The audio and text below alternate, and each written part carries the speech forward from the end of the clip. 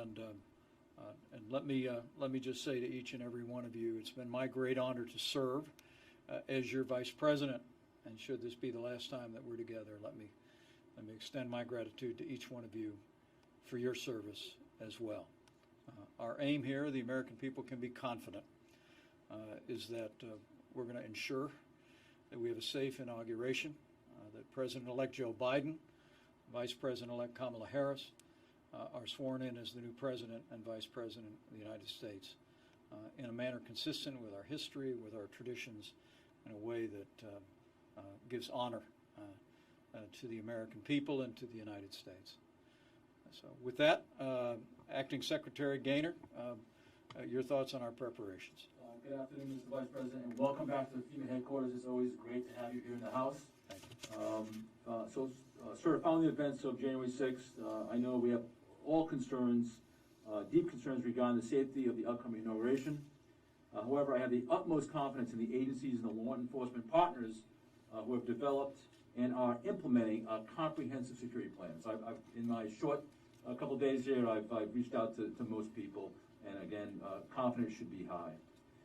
The National Special Security Events, or the NSSE, are a whole of government effort. That's the way we like to operate. That's the most efficient, and highlights the collaboration between federal, state, and local partners. In this inauguration of the 59th presidential inauguration, but it's also the 67th overall NSSE. Nearly 200 agencies have come together to ensure the security, the safety of government officials, facilities, and the general public. DHS, with the lead responsibility for design, planning, and implementation for security operations in coordination with our interagency partners for the 2021 inauguration, has designated this event as a national security special event. And finally, sir, U.S. Secret Service assumes the mandated role as the lead federal agency for the design and implementation of the operational security plan.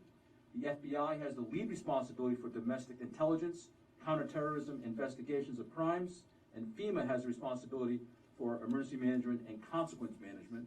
And so with that, I'm going to pass it to Director Murray of the U.S. Secret Service. Thank you, sir. Thank you, Mr. Vice President. I appreciate the opportunity to talk to you about the extent and the depth of our inaugural security planning. It's been going on for many, many months now. As the Acting Secretary mentioned, this is an NSSE, the 67th. NSSEs are born out of experiences like we all endured back in 1996 down in Atlanta with the bombing there. It was recognized by congressional leadership and then President Clinton that there was a gap in the coordination between federal, state, and local organizations when it came to security planning and crisis response. So in an effort to remedy that situation, there's a bit of legislation, and we wind up with this NSSE model we've been employing for about 22 years now. The Acting Secretary enumerated the three agencies that take the lead here: FEMA, FBI, and Secret Service. And as he mentioned, the Secret Service is mandated to serve as the lead entity for operational security planning, design, coordination, and execution. I think the general public is very familiar with the Secret Service's protective mission when it comes to our protected persons, presidents, vice presidents, foreign heads of state, and so on and so forth. But with NSSEs, we're talking about ensuring the safety and security of everyone: the general public, members of Congress, staff, anybody that's associated with the event. So interesting to point out, make sure the general public's aware of that. Those three lead agencies get together well before the event takes place. For instance, once campaign stop ends in the Secret Service, we begin preparing for the next one. That includes getting ready for the next inaugural. So it's fair to say that we've been talking and thinking about this inaugural for more than 3 years now. Last May, those three agencies got together and they stood up what's called an executive steering committee, which serves as a unified command. At that point, they're joined by a number of key agencies here in D.C. Too many to mention, but here in D.C., we're talking about Metropolitan Police Department, U.S. Capitol Police, a number of elements from the Department of Defense, and the list goes on. That unified command then goes ahead and identifies critical areas for the event, and they establish subcommittees to focus on different mission requirements. There's more than 24 for this inaugural.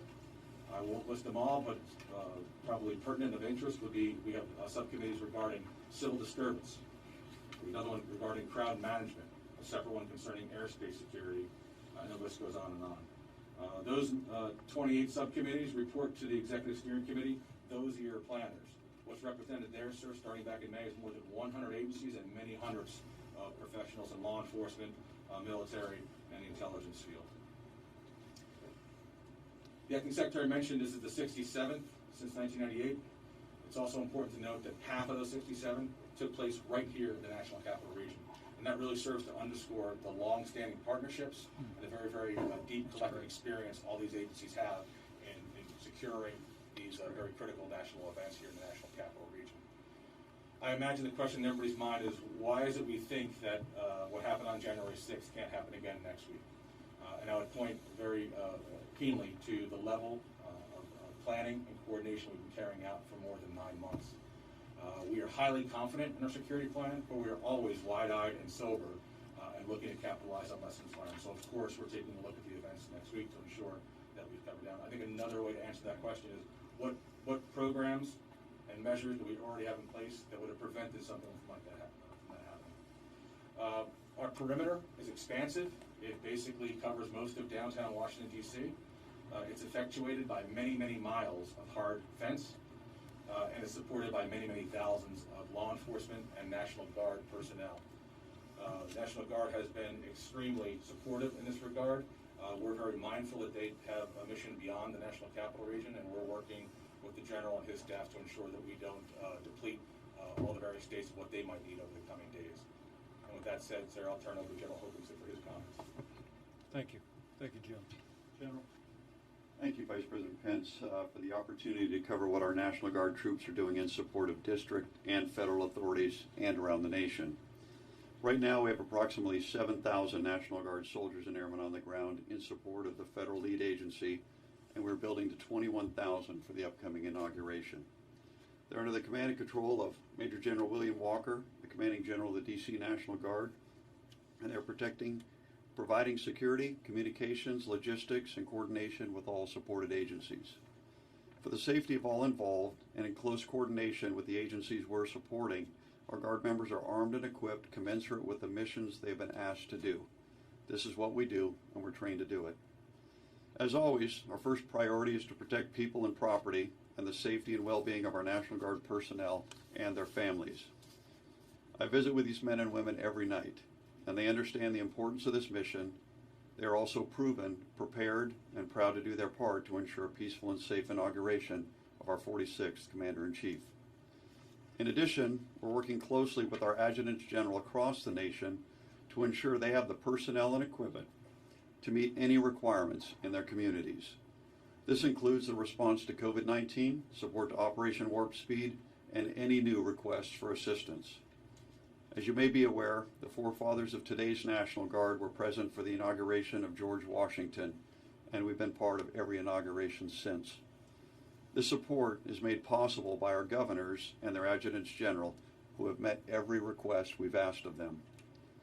Lastly, I would like to thank our National Guard service members and the families and employers who make their service possible. While the last 12 months have been unprecedented, we continue to respond to every mission, both here at home and overseas, living true to our motto, always ready, always there. Thank you. Thank you, General. Chris? Mr. Vice President, just as we're doing with our investigation into last week's violent activities at the Capitol, we're bringing our aggressive operational capabilities and deep investigative and intelligence expertise to next week's inauguration. So, as Director Murray said, while the Secret Service takes the lead in inaugural security, the FBI is the lead federal agency for crisis response, for counterterrorism investigations, and intelligence analysis. And in that vein, as Director Murray said, we've been planning for months and months on this, which is part of what I think gives us the confidence that we have. At the FBI, we've set up a national command post at FBI headquarters, as well as a command post in our Washington field office, which I know you've visited before and you would recognize, as well as we're having command posts in all 56 of our field offices. Those command posts bring together personnel, not just from the FBI, but from across the government, to gather intelligence, to assess potential threats, to coordinate investigations, and to surge resources where needed. And they make it possible to share information in real time and allow our personnel to continually update those threat assessments. And those command posts are going to be running 24/7 through the inauguration and in some cases in the days to follow. We're monitoring all incoming leads, whether they're calls for armed protests, potential threats that grow out of the January 6th breach of the Capitol, or other kinds of potential threats leading up to inaugural events, and then various other targets. So we're lashed up with all of our partners in that regard. When we talk about potential threats, maybe I'll just say a word or two about that. We are seeing an extensive amount of concerning online chatter, I guess the best way I would describe it, about a number of events surrounding the inauguration. And together with our partners, we evaluate those threats and what kind of resources to deploy against them. Right now, we're tracking calls for potential armed protests and activity leading up to the inauguration. And the reason I use the word potential is because one of the real challenges in this space is trying to distinguish what's aspirational versus what's intentional. We're concerned about the potential for violence at multiple protests and rallies planned here in D.C. and at state capitol buildings around the country in the days to come that could bring armed individuals within close proximity to government buildings and officials. As you can imagine, the volume of information up there is significant, but we've been pushing that information as rapidly as possible to all of our relevant law enforcement and intelligence partners. And if we find that an individual poses a violent threat, then we and our partners will take advantage of every lawful authority and method we've got to disrupt any attempt or attack. Our posture is aggressive, and it's going to stay that way through the inauguration. So in that vein, we and our partners have already arrested more than 100 individuals for their criminal activities in last week's siege of the Capitol, and continue to pursue countless other related investigations. And those help not only prevent those individuals from any effort to repeat that kind of activity, but also should serve as a very stern warning to anybody else who might be inclined to try to engage in that activity. But we're also taking other steps. You know, the American people may not hear about every disruption in the media and may not see the FBI's hand in everything we do, but they should be confident that there's an awful lot of work all across the country going on behind the scenes, out of the spotlight, where we're feeding relevant information to all of our partners so that they can harden targets as appropriate. And as I said, we're looking at individuals who may have an eye towards repeating that same kind of violence that we saw last week. I mean, from January 6th alone, we've already identified over 200 suspects. So we know who you are if you're out there, and FBI agents are coming to find you. My advice to people who might be inclined to follow in the footsteps of those who engaged in the kind of activity that we saw last week is stay home. Look at what's happening now to the people who were involved in the Capitol siege, wherever they scattered to, whether it was Memphis, Phoenix, Dallas, Honolulu. What they were finding is we've got FBI agents tracking them down and arresting them. And if I were those people, you don't want to be the ones that have FBI agents knocking on your door at 6 a.m. So anybody who plots or attempts violence in the coming week should count on a visit. So together with our partners here in the district and across the country, we're going to be doing everything we can to ensure a smooth transition of power in the days to come. This is a team effort, and I'm really proud of the team that you have assembled here. Well, thank you, Director Wray.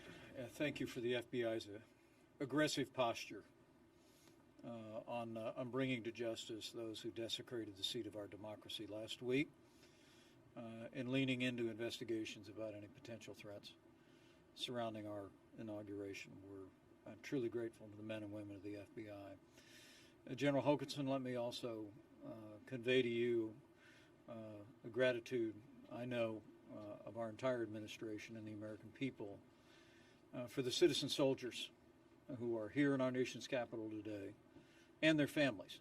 I hope you'll convey to them just how proud and grateful the American people are for the work they have done, and that the work they'll do in the historic days ahead. And to Director Murray, thank you very much. I know the U.S. Secret Service is in the lead, but you sharing that literally dozens and dozens of coordinated multi-agency events have taken place successfully, safely here in our nation's capital gives great encouragement to us and to any American that would be looking on today. And to the acting secretary, thank you for FEMA's role in all of this important work, and I look forward to a further discussion. But I want to say to each and every one of you, on behalf of the President and on behalf of the nation, to remain vigilant. The American people deserve a safe inauguration on January 20th, and I encourage you to convey to all of the members of your teams to continue to lean forward to ensure that we achieve just that. And I welcome the words of confidence. I think, Secretary Gaynor, you said confidence is high. And the American people can be confident that our administration will continue to work every day between now and January 20th to ensure an orderly transition. And we'll continue to work with all of the agencies represented here and the tens of thousands of men and women that are working around the clock to ensure a safe inauguration for our President-elect, for our Vice President-elect, and for all of the American people.